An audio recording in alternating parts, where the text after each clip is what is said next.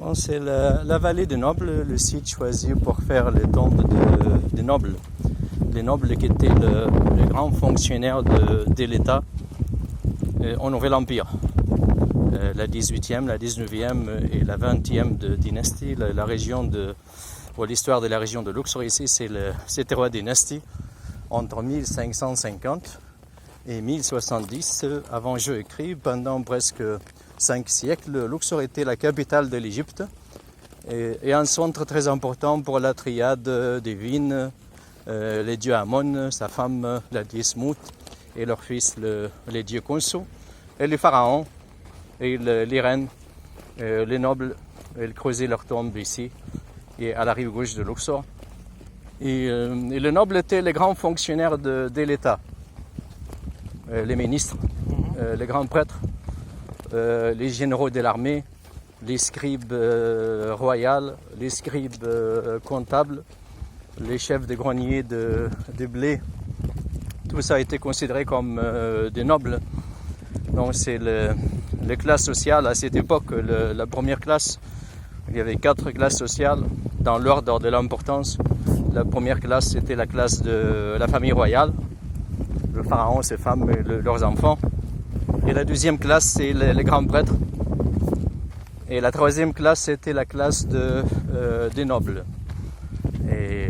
Et la quatrième classe, ce sont le peuple simple, les ouvriers, les paysans. C'est la quatrième classe. On a trouvé dans cette vallée plus de 430 tombes, mais on n'a pas tout trouvé. Les archéologues disent que c'est pas possible pour une période de 5 siècles qu'il y avait de 430 nobles seulement. On est sûr qu'il y a d'autres tombes à découvrir.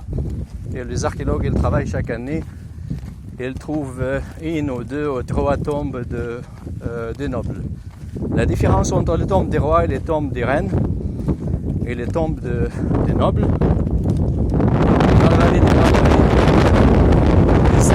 des scènes religieuses, des chapitres des livres des morts, pour faciliter le passage de Pharaon ou la reine à la seconde vie. Et ici, c'est dans la vallée des Nobles. Il y a plus de scènes de la vie quotidienne que des scènes religieuses. Des scènes des activités de chaque jour. La moisson des blés, le vendange, les soirées animées par les chanteuses et les musiciennes. Et toutes ces scènes sont dans les tombes des nobles.